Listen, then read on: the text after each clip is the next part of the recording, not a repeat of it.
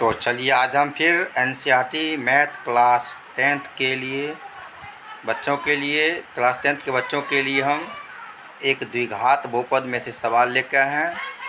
जो सवाल इस प्रकार से है, वह द्विघात बहुपद ज्ञात कीजिए जिसके शून्यकों का योग 5 तथा शून्यकों का गुणनफल 2 है।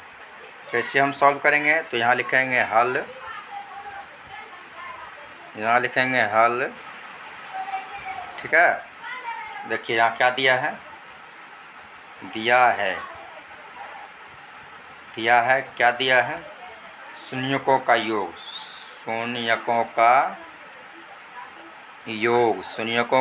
को क्या कहते हैं?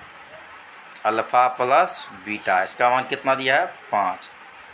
शून्यकों का गुणनफल,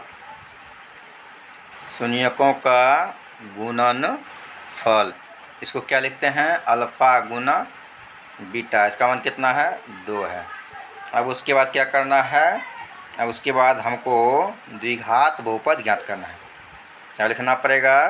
द्विघात बहुपद बराबर क्या होता है फॉर्मूला?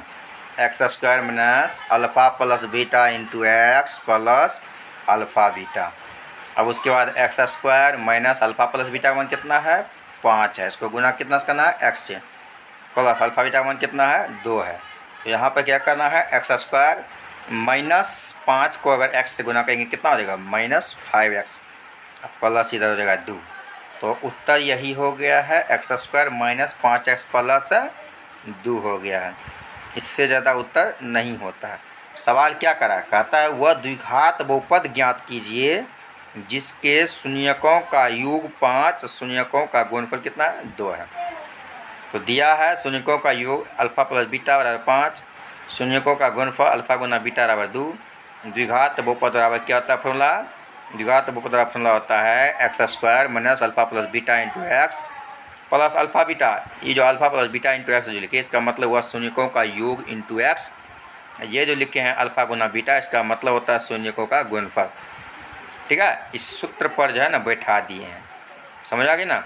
ये 5 कहाँ से आया? तो अल्फ़ा प्लस बीटा का मान 5 दिया गया है। 2 कहाँ से आया? तो अल्फ़ा बीटा का मान 2 दिया है। फिर क्या करना है? x² लिख देना है, माइनस लिख देना है। 5 को अगर x से गुना करेंगे 5x हो जाएगा और प्लस 2 हो जाएगा। समझ में आ गया?